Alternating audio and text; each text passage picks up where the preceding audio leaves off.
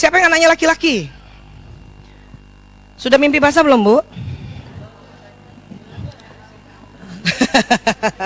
Kata ibu, anak saya SMA pasti udah dong. Iya. Patokannya sekolahnya aja dah. Siapa yang berani tanya sama anak laki-lakinya? Nak, kamu udah mimpi basah? Udah ya? Ah, bagus. Bagus. Zaman dulu mana boleh begitu. Iya. Siapa yang masih maju mundur nih, mau nanya enggak, nanya enggak, nanya enggak? Masih ada yang begitu? Siapa yang sudah bisa minta tolong ayahnya? Ya, ayo dong yang tanyain anak laki. Siapa bisa? Bagus, bagus. Apapun kondisinya, Bu, bahkan memahfumi. Kenapa? Karena memang kita baru belajar lagi soal reproduksi secara terbuka, Jadi saya maklumi aja kalau ada yang masih ragu. Ya, saya mohon izin, saya mau bicara dulu tentang reproduksi pria dulu, karena kita tidak sama dengan kita. Kalau mungkin punya anak perempuan lebih mudah kan? Ya, menstruasinya terus menjelaskan menstruasi lebih mudah bukan? Ya, baik, saya izin ya. Ya, Mbak Wiwi, minta tolong dulu organ reproduksi pria, ya. Sama-sama kita harus tahu secara anatomi dulu, oke? Ya, ini punten maaf ya, kita harus tahu. Karena kan kita punya anak laki-laki dan kita juga punya suami, ya. Ini orangnya hadap sana, potongannya begini jadinya, ya. Ya, potongannya kayak gitu. Inilah reproduksi. Pada laki-laki Allah berikan organ reproduksi itu di luar rongga tubuh, tubuhnya, ya. Wanita organ reproduksi semua di dalam rongga tubuh, ya. Mereka di luar, kita semua di dalam, ya. Lah itulah sebuah soulmate-nya, itu belahannya gitu maksudnya, ya. Itu keserasiannya. Kebayang nggak kalau laki-laki semua di dalam? Nah kan makanya saya tanya, itulah keserasiannya, ya, iya. Ini sebentar ya, ini namanya testis, oke? Kita tadi sudah sepakat bicara tubuh manusia bahasa Latin atau bahasa medis agar lebih universal, ya, dan tidak aneh. Daripada saya ngajarin, Bu, ini biji, nah kan nggak enak. Nah tuh ibu ketawa tuh waktu bilang testis, nggak ada yang ketawa. Bilang biji aja udah gemes banget. Makanya pakai salah satunya kenapa kita pakai bahasa kedokteran supaya ya nggak senyum-senyum aneh. Ya, ada dua. Sebagaimana juga pada wanita indung telur ada dua. Indung telur sebutnya ovarium, ada dua, ya. Cuman kita punya di dalam rongga tubuh. Pria di luar, ada dua. Makanya pada bayi yang lahir, itu dokter anak harus, pada laki-laki dia cek testisnya dua apa satu. Kalau satu, oh dia harus lihat dari atasnya masih ada, oh jangan-jangan masih agak ke atas, diurut dulu sedikit. Atau masih tertinggal di atas ini. Makanya ada yang dioperasi, ya. Tapi ada juga yang memang nggak ada, cuma satu. Kalau cuma satu, maka ya kemungkinan nanti mandulnya lebih tinggi, ya kan? Karena tentu produksinya kurang, ya. Ya, disinilah nanti, ya, ada berkumpul sperma, ya. Dari mana? Dari sini, dibuatnya di sini oleh Allah, ya. Nanti kumpulnya di sini.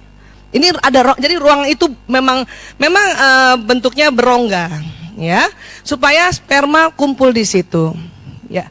Dua testis itu bisa menampung antara 200 juta sampai 500 juta sperma. Sperma itu kecil-kecil, masya Allah, ya, kecil-kecil sekali, ya. Itu ukurannya 0,05 mm dari kepalanya sampai ujungnya. Kalau bentuknya ya mirip-mirip anak kodok gitu, ya, tahu ya, berudu ya, masih ada lihat anak kodok sini. Nah, ya, tapi anak kodok itu panjang. Ini cuma 0,05 mm. Kalau ibu yang seneng riset barangkali sampai rumah lihat penggaris, ya Allah, milih 1 mm segini. 0,5 segini, 0,05 seberapa? Ya, pentul kita, Bun, yang ujung ini, Bun, ya. bisa sampai sebanyak ini, itu adalah kumpulan 100 sperma baru bisa bikin kecil ini, pentul gini ujungnya gitu ya, ini sampai bawa pentul di kepala nih, supaya bisa membayangkan ini 200 juta sampai 500 juta, dan semua itu bakal manusia ya, diproduksi ya. Laki-laki nanti kalau spermanya sudah penuh ya, udah, nanti dia keluar saluran ini panjang. Nih sudah penuh, keluar lewat sini, ya dia akan lewat ada namanya vesica seminalis. Di sinilah dikasih cairan. Nanti dia jalan ke sini, keluarnya sama di uretra atau saluran di sini. Jadi saluran kencing dan saluran keluarnya sperma pada pria jalannya sama. Kalau wanita ya, jalan kencingnya dan jalan lahir berbeda. Ya, ini sama. Kalau kencing dari mana? Kencing dari sini, kantong kencing di sini. Keluarnya ada pintunya juga di sini sendiri, tapi pas sudah persilangan ini dia sama. Bu Aisyah, bisa bersamaan nggak itu kencing sama sperma keluar? Tenang Ibu, tenang. Saya tahu arah pertanyaannya. Allah Maha tahu. Allah akan buat sedemikian rupa sesempurna mungkin. Nggak bersamaan antara air kencing dan sperma keluar, karena ada pintunya di sini. Ya, pintunya itu biasanya dikelilingi namanya prostat. Pernah dengar prostat? Ya, itu pintunya. Jadi mana dulu yang mau keluar? Kencing dulu kah? Atau air mani dulu keluar? Ya, punten maaf. Makanya pada saat hubungan intim suami istri, terkadang suami kita merasa, aku pipis dulu ya. Ah gitu. Jangan juga, ya pipis.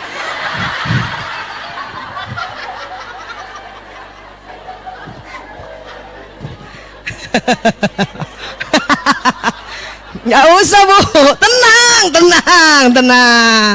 ya, tenang.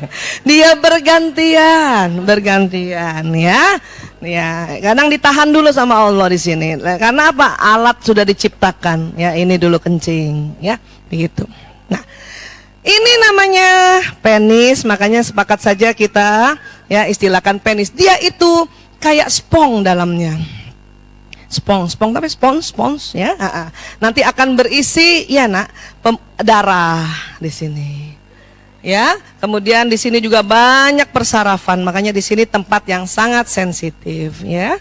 Ya, kita tidak dia pegang saja, cerita saja ini sudah mulai bergetar daerah sini ya. Ya, kita kasih nama penis. Ajarkan anak-anak namanya penis. Bun, kan anak kecil itu ya biasanya bertanyanya tentang ini tubuh kita kan, misalnya dia punya anak laki perempuan gitu, kadang-kadang kan gitu kan, suka mereka belajar anatomi, aku kok lain ya sama kakak aku misalnya gitu ya. Bun, ini apa namanya, pakai kan nak bahasa kedokteran ya. Iya nak, ini penis. Karena ada ibu-ibu salah, masa dia bilang ini singkong. Sih gimana sih, burung. Nah, nanti membedakan dengan burung yang di atas itu gimana? Singkong, masa dibilangin singkong sih? Aduh, makanya penis. Ujungnya, kepalanya namanya gland penis. Gland itu kepala. Langsung kan? Ya, ini disinilah yang nanti akan disunat ya, kulitnya dibuka di sini sirkum ya, ini. Dan biasa anak kecil nih, anak laki-laki kita pagi-pagi setiap mau pipis ya, penisnya berdiri. Itu bahasa medisnya ereksi. Nggak usah pakai bahasa daerah ya, aneh ntar. Tuh nggak disebut aja ibu ketawa. Aduh, makanya namanya ereksi. Nanti kalau dia tanya, Bun, kenapa berdiri? Iya nak, itu namanya ereksi karena mau pipis. Kenapa? Karena ini ada salurannya. Kasih perumpamaan, ya, seperti saluran air yang di luar. Kalau dia tertekuk, airnya susah keluar, ya. Nah, bumpet kata Bun. Siapa yang bilang bumpet tadi? Maka dia harus berdiri dulu agar salurannya lebih mudah lewat air kencing. Anak kecil ibu ngomongin air kencing aja, nggak usah air sperma. Karena belum lagi umurnya, nanti kelas 4 baru mulai bicara ini, ya, bicara tentang sperma. Nah, kemudian sperma itu di sini nanti pada masanya dia sudah terbentuk banyak, penuh, maka keluar. Dan keluar pertama pada anak laki-laki itu, ya, ini pada saat keluarnya dalam keadaan tidur. Inilah yang disebut mimpi basah, ya, keadaan tidur. Terus gimana yang keluar? Ya sekitar itu, antara 200 juta sampai 500 juta. Sebanyak apa? Sebanyak cuman 5 mili. 5 mili itu seberapa, Bu? 1 sendok obat. Coba kasih lihat dulu cairan sperma, ya. 1 sendok obat itu 5 mili. Maaf ya, ini bentuknya kayak gitu, ya. Iya. Karena cuma 5 mili atau 1 sendok obat atau 1 sendok teh, maka yang basah hanya celana dalamnya saja. Makanya bilang sama anak laki-laki, apalagi yang masih kelas 4, nak, nanti suatu saat kamu mulai usia pubertas ditandai dengan mimpi basah. Kamu mimpi pas bangun celana dalam basah. Kasih tahu juga, bedakan dengan ngompol. Kalau ngompol minimal 100 cc. Iya, enggak 1 sendok teh. Ngompol apa 1 sendok teh? Itu cepirit namanya. Minimal 100 cc, ada yang 200 cc, dan dia lebih penuh lagi 2 pekan, ada yang 2 pekan, ada yang 3 pekan, ya, iya, penuh keluar. Nah, ya karena belum berumah tangga, belum punya istri, makanya pasti keluarnya pas tertidur, pas tidur. Nah, alami sekali. Waktu tidur itu, ya, dia akan keluar ini. 2 pekan lagi begitu. Mimpi apa ya Bu Aisyah? Jelas kalau dalam hadis dikatakan mimpi bersetubuh. Ya, kalau nanti anak-anak tanya, kalau dia masih terlalu kecil, nanti aku mimpi apa Bun? Nanti mimpi di sampingnya ada perempuan. Mungkin kamu peluk perempuan itu atau kamu perempuan itu. Karena mungkin anak umur segitu nggak ngerti bersetubuh apa, ya, iya, oh gitu. Jadi mimpinya itu ya, Bunda jangan pada penasaran ya. Kayak banyak ibu-ibu tuh sebetulnya mimpi basah mimpi apa sih? Nah, ada hadisnya kata Nabi mimpi bersetubuh.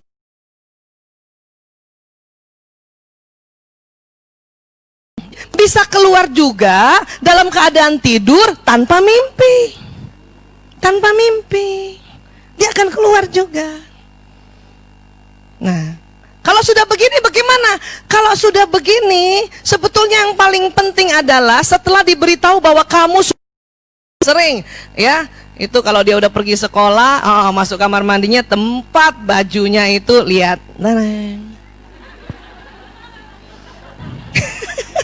iya. Kenapa? Supaya tahu, oh, lagi habis mimpi basah.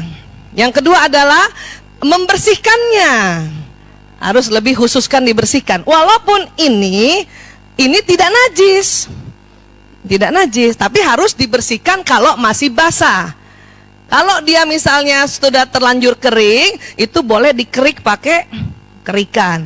Bahkan Sayyidina Aisyah radhiyallahu an pernah bercerita bahwa pernah tertinggal air mani di baju Rasulullah, tapi terlanjur kering karena waktu basah nggak sempat dilihat, jadi nggak sempat dicuci. Nah, kan kering di baju itu, ya. Sayyidina Aisyah itu membersihkannya pakai kukunya gitu, dibegituin. Sudah nggak apa-apa, gitu. Bisa dipakai untuk sholat, kan gitu. Kalau saya rangkaiannya bukan gitu, karena saya mau cucinya pakai mesin cuci, jangan sampai nyampur-nyampur. Cuciin aja dulu.